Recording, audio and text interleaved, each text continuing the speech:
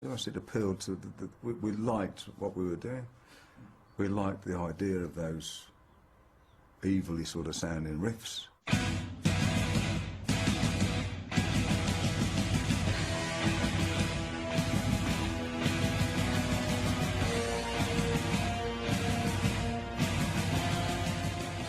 Since Black Sabbath, the sound of evil has become a defining element of heavy metal.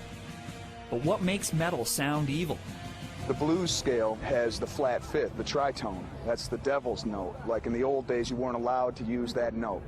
But Black Sabbath, their title song, you know, Black Sabbath is totally working the diminished fifth, the tritone. You know, in the Middle Ages, the tritone was identified as the music of the devil because it apparently was the sound one used to call up the beast.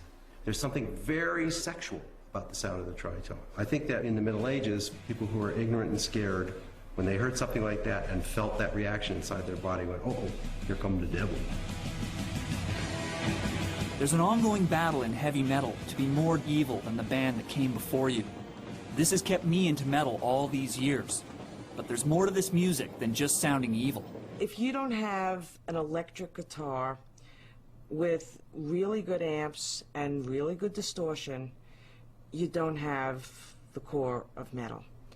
You also need to have a really strong bass sound in it. Bass with the bass guitarist and bass with the bass drums. And then usually a vocalist who soared over top of all of that stuff with usually a fairly high voice. They can't be soft, cute, sly. They have to be leather-lunged in one way or another. White man came across the sea, he brought us pain and misery.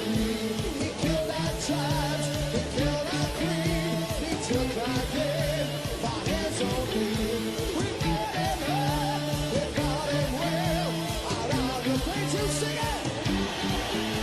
White man came to watch the queen, oh will we ever be set free?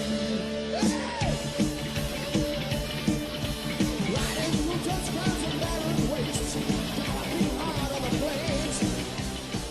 Back when I was a kid practicing air guitar leaps off my front porch, my band of choice was Iron Maiden. I memorized every note, every riff, and every solo. Maiden was part of the new wave of British heavy metal, a movement that built on the foundation laid by early metal bands. They honed a sound that was faster, heavier, and more melodic than their predecessors. Well, now I'm on my way to interview Maiden's legendary singer, Bruce Dickinson. And if the 12-year-old Sam knew about this, he'd be freaking out. But I gotta keep it together, even though I'm interviewing him on the stage of London's famous venue, the Hammersmith Odeon. I better start talking then.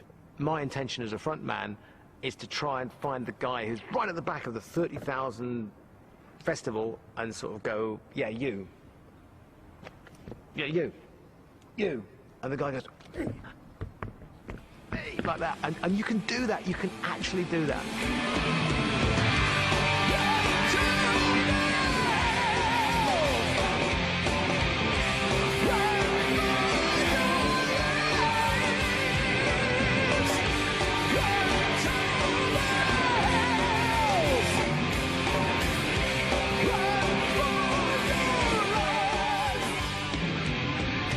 With heavy metal, it doesn't even matter. The microphone's there, but you still got to sound like you're projecting to the back of the hall. Like there's a tremendous effort involved. And so you get the return in, I think, particularly people like Bruce Dickinson of Iron Maiden or Rob Halford of Judas Priest, of this very operatic style of vocal production that was developed in the 19th century before amplification in order to reach the back of the hall. You're warming up the whole crowd. And on a good night when it all works, it shrinks whatever arena you're in, and it should, by the end of the, you know, me in particular, because I'm the guy usually yelling at everybody and running around, it should feel like you've shrunk the place to the size of your thumb, where you can go, yeah, all together. Good night! Dickinson's operatic vocal style has had an enormous impact on heavy metal music. And although people don't associate metal with virtuosic styles of music like classical or opera, It's these influences that make metal unique. The classical roots of heavy metal are fairly obvious.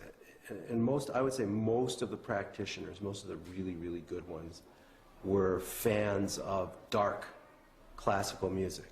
And in some cases, dark and powerful and heavy classical music, like Wagner. He actually reshaped the orchestra.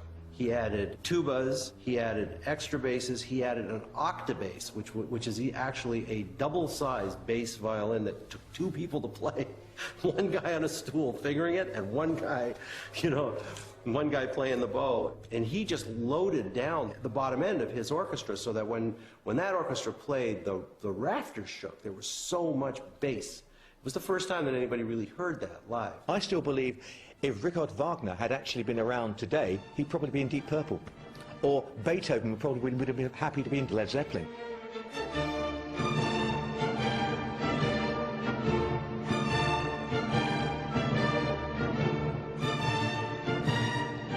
The music itself, because it was so huge and it didn't have amplification in those days, it had orchestration, I think again belongs to that metal environment. Classical music is associated with the university, with learning and everything. Bach didn't go to college, Mozart didn't go to college. Virtuosic performers who were known as improvisers, that describes Bach as well as it describes Eddie Van Halen.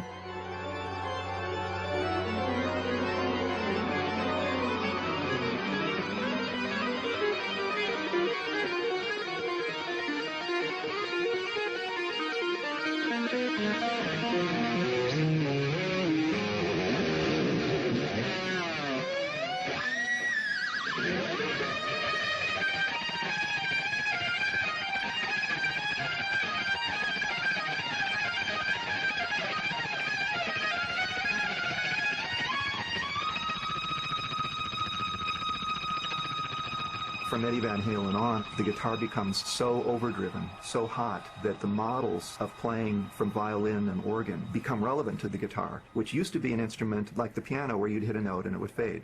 Not any longer. You hit a note, it can last forever because it's feeding back. And so all of a sudden you have the classical models being relevant because of technological changes.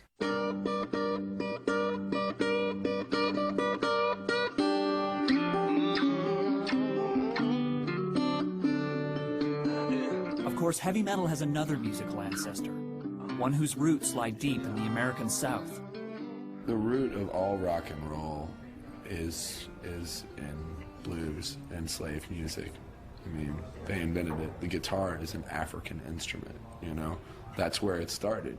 The origins of metal really can trace itself back to the blues in America, and that of course was very much an oppressed music, and it very much spoke to people that needed something a little different. It's about the factory worker coming out of the factory wanting the energy to come out in a different way, in an entertainment form that was theirs and theirs alone. How were you influenced by the blues? Oh, a lot. I liked blues because that's where we started. We actually, before we called ourselves Black Sabbath, we were a blues jazz band. Our first influence was really American blues that had been processed through the sensibilities of the English rock musician. They took American blues and threw it back at us.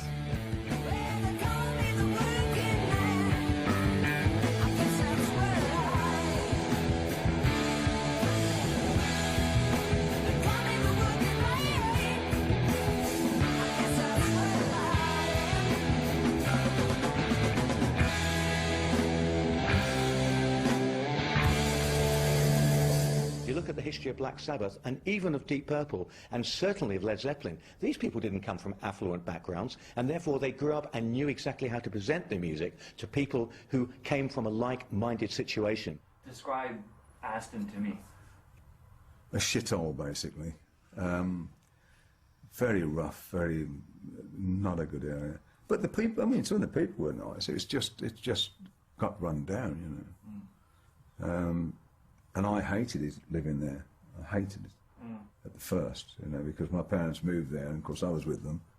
And I think that influenced our music as far as where we come from and the area we were from, made it sort of more mean. The place where we're from, there's a lot